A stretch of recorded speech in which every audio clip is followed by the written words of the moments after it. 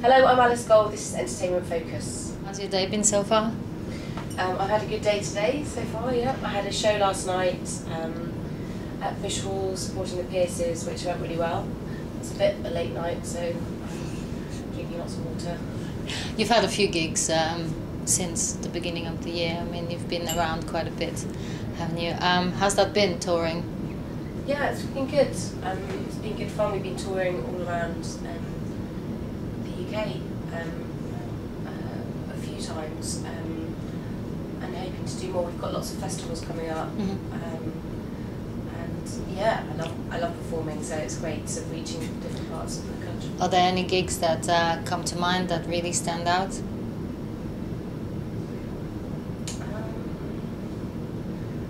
Or anecdotes from the road? For some reason I'm remembering getting stuck in a lift in Edinburgh. I had a great show last night, funny enough, actually. The first visual show with the Pierces, that was a great moment, really. There's been lots of good moments, but yeah, they all could do stop blurring together. Probably best not to say that. That's alright. So tell me a bit about yourself, because we're just getting to know you. How did you get into music? I got into music because I wanted to write songs quite at an early age. I sort of just loved the idea of writing songs. So I started when I was about 8, and then got a guitar I think around 13 for my birthday, and just started from then really. I was always quite sort of adamant that that's what I wanted to do, so I felt lucky in a way that I sort of had that career. And when did you start, when did you have your break and you started basically performing? When did that come? I started performing when I was about 15. I did sort of little acoustic nights and was in my first sort of rock band about sort of 16.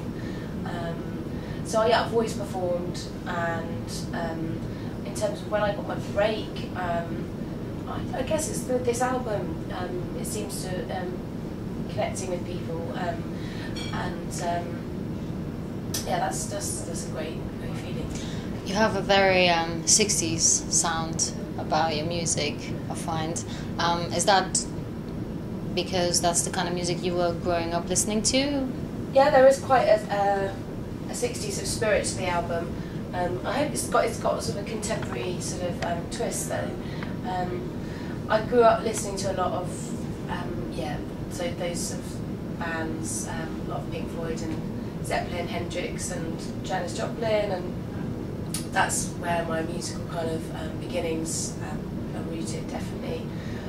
But yeah, you kind of interpret your own life and write your own sort of songs. So the album was recorded on tape, so it's got kind of a lovely sort of analogue sound to it, and they're all in like live takes. So there's a real kind of loose spirit to it, which I think's that we captured. Was that a conscious decision? Are you quite hands-on when it comes to your music? Yeah, I had limited time, so we definitely kind of like, let's just capture the spirit, and when a take feels good, let's just put it down, even if it's not maybe technically perfect. So that was just the spirit in which we recorded it, and quite often the take that feels the best is the best one. Usually that is always the case, so that's the kind of how we sort of went about it, and all the sort of eccentricities kind of in there and embellished.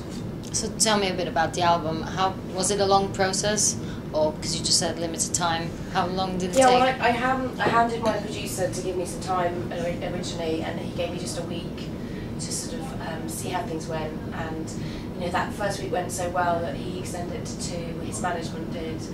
He's quite sort of time limited sort of producer. He has a lot of people he works with that were paying money, and I was asking him to pay for my album. So it was a lot to sort of ask at the time when I didn't have a manager or record company. So, but he really believed in the music, and we had basically 2 weeks, excluding weekends. So first 10 days where we did the initial mixes, and then we came back and did another sort of 10 days, and the whole album was pretty much finished in 21 days. And I got a record deal pretty much off those early mixes, which is still the album today. So it was a good 2 years ago actually, almost to the month when I started the record, and ever since then I've just been busy, working with the band and doing lots of live shows and getting people to sort of know me and stuff. So I can't wait to get the actual album released. So what's important to you when you're writing your music? What's important to me when I'm writing my music is expressing myself clearly and well enough so that the ideas and the lyrics come across in the most simple way, so that people can relate my experiences to their own lives, and hope that that communication is clear enough so that people can take the music in their own lives and make it have it mean something. So transparency, I think, and just simplicity and warmth. I think the record has got a lot of warmth to it in the instrumentation, and the live show is much rockier, but I hope it also has that kind of warmth to it, because the album's just all about that, really. Cool. So tell me a bit about the single that's coming out soon. My next single is called Cry Cry Cry, and that's going to be released on the 27th of June, and it is a very simple idea, again, so lyrically, just the idea of trying to, the importance of talking about stuff that's troubling you, I guess, and when things are tough, not bottling it up and actually communicating it, whether it's sort of writing or crying or talking, like that's the message really in the song. It's something I sort of, feels, a message I've sort of learnt in stuff. I guess that's, it's important to me, so that song's just trying to communicate that, I guess, and it's just also quite a sort of classically sort of pop song really, so sing along.